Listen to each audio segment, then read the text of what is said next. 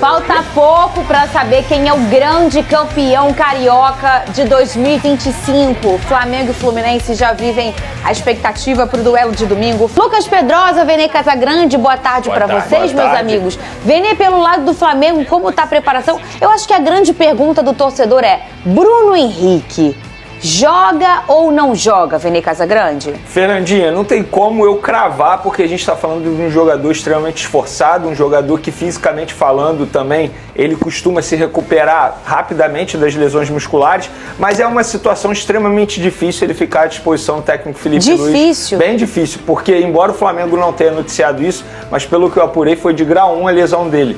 Ou seja, se a gente for parar e analisar o tempo de recuperação, não são dias. Extremamente curto. Ontem, por exemplo, ele não foi a campo. Hoje o Flamengo treina daqui a pouco, na parte da tarde. Dificilmente ele vai a campo.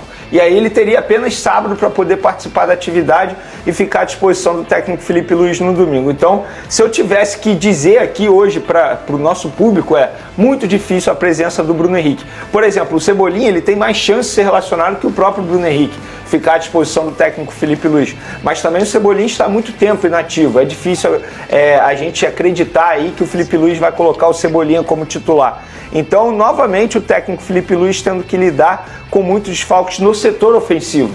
E isso diminui a capacidade dele de fazer variações táticas, não só a mudança, quando eu digo mudança, substituição de jogador, mas variação tática durante a partida também. O Luiz Araújo, que foi titular na última partida, ele acabou atuando de um lado que não é o forte dele, que é o lado esquerdo. Ele costuma render muito mais pelo lado direito. Naquele lado tem o Gonzalo Plata, que também quebrou um galho ali fazendo a função de falso 9, digamos assim. Então essa quantidade de desfalques no setor ofensivo faz com que a vida do Felipe Luiz seja mais difícil durante os jogos na hora da variação tática. Mas o estilo de jogo não muda. Por quê? Por exemplo, o Juninho, quando entra no segundo tempo, é um jogador que ele tem muita disposição tática e física, e ele consegue fazer a marcação sob pressão, algo que o técnico Felipe Luiz pede e exige muito dos atletas.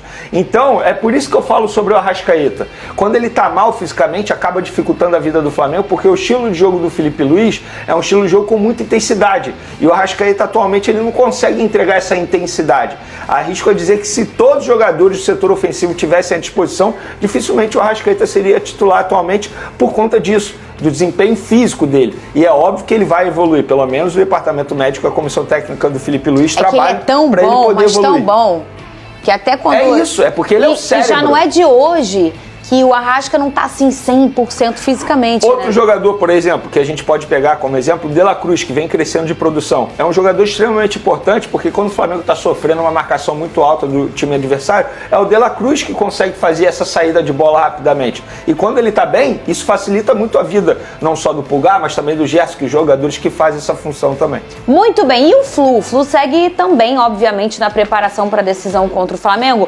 O time não vai poder contar, ô Pedrosa, com o Fuentes, né, com a lesão na coxa, e o Freitas, que foi expulso no fim da partida. A gente até comentou por aqui, demos nossa opinião sobre essa expulsão ontem. Domingo a equipe vai ter que reverter o placar para ficar com o título, e que isso aí só aconteceu uma vez na história. Ontem o Tricolor informou que se recupera de um quadro, que o Ganso, né, se recupera de um quadro de miocardite, e que vai precisar passar por um novo procedimento. O retorno dele deve ser a partir da segunda rodada do Brasileirão, mas, minha gente, o Brasileirão já... Eu tô ajeitando o fio, tá, gente, do meu microfone. E sobre essa expulsão aí do Freitas, que ontem a gente acabou discordando aqui, após a justificativa do árbitro, eu vou ter que concordar com vocês, porque o Freitas ele não fez absolutamente nada daquilo que o árbitro colocou na súmula. Pra quem não sabe, o árbitro coloca na súmula que ele vai de forma, golpeou. Mas ele fala, ele vai pra cima do jogador, aponta o dedo, né? Até e golpeou com o braço. O que não teve. Aí é o erro do e não teve isso. A gente viu nas imagens que não teve. Agora, o Fuentes, você elogiou ele, né, ô Pedrosa? O Fluminense vai perder muito com a saída desse jogador. O Fluminense recebeu um golpe duro com a saída do Fuentes, principalmente porque ele é um jogador que, para mim, fez uma ótima final no primeiro jogo no Maracanã, não só participando com assistência para o gol do Keno no segundo tempo, mas também fazendo as jogadas mais importantes. O Wesley, que é um jogador que conseguiu fazer o gol também, é um atleta que não teve, na minha visão, um desempenho tão excelente, tão bom como ele vinha tendo antes. E isso por quê? Não porque ele conseguiu ser marcado pelo Fuentes, mas porque ele teve mais preocupação com o Fuentes naquele lado. O Fuentes, ele dá preocupações ao Wesley, defensivas principalmente, e o Fuentes foi bem na minha visão. Então, assim, quem vai jogar é o René. O Fluminense perde ofensivamente e, teoricamente, perde também defensivamente, porque o Wesley vai ter menos obrigações defensivas e vai estar livre para poder jogar. O René é um jogador ruim, Pedrosa? Eu não acho isso, não acho o René um jogador ruim, mas eu acho que em relação ao Fuentes hoje, cai muito de rendimento para o Fluminense e acaba prejudicando também o setor ofensivo. Então, para mim, um golpe duro para o Mano Menezes. E eu tenho Ô, Vene Casagrande. Pois não. Pulgar, como tá essa situação? Pulgar, é drone seu? É drone nosso. É isso. Vamos lá. Vamos lá. Ontem um empresário do Pulgar chegou ao Galeão aqui do Rio de Janeiro, aeroporto internacional, pegou um Uber, foi direto ao Ninho do Urubu e teve o primeiro encontro com o José Boto. Só que o José Boto não pôde recebê-lo da maneira que gostaria, porque ele já tinha outras reuniões.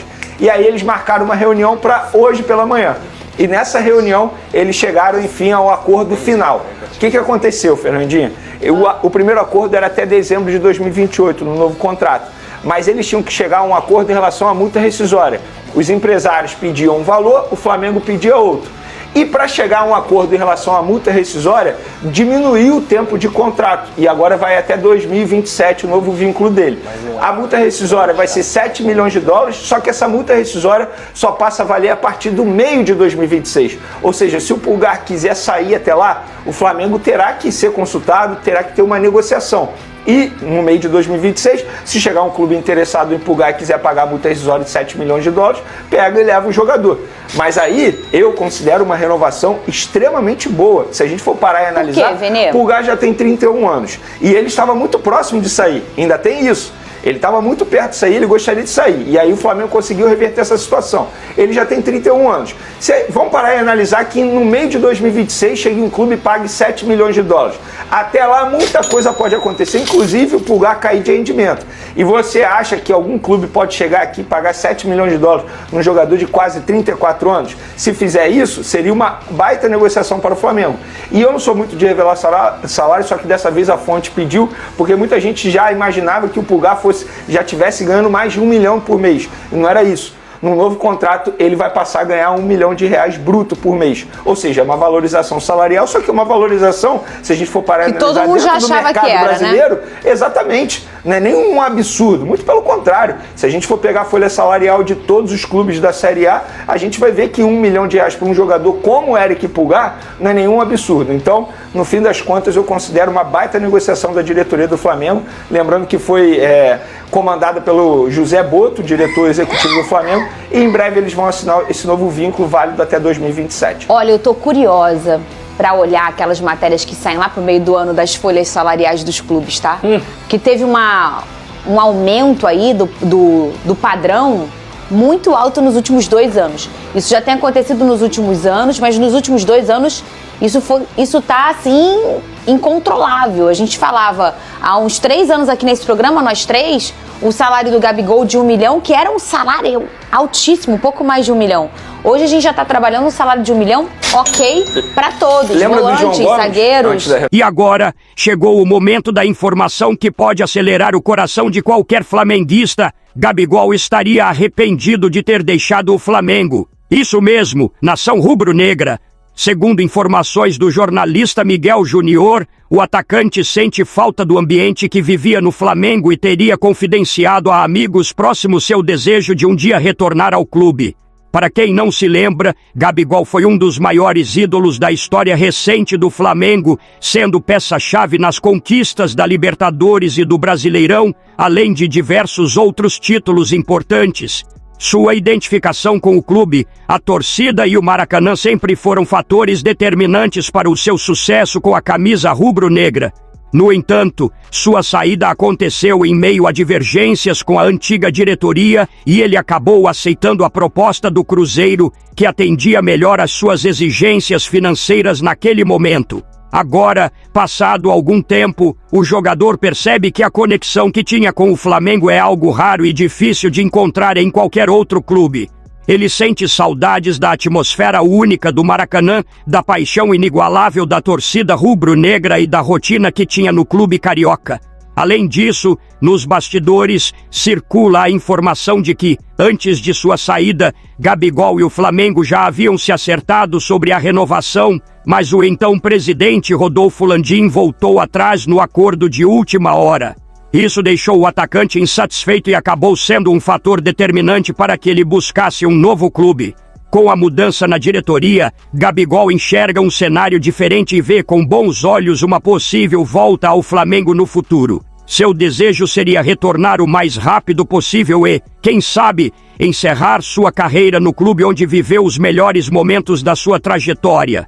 A torcida sempre demonstrou um carinho enorme por Gabigol, afinal, ele foi um dos grandes responsáveis por alguns dos momentos mais marcantes da história recente do clube.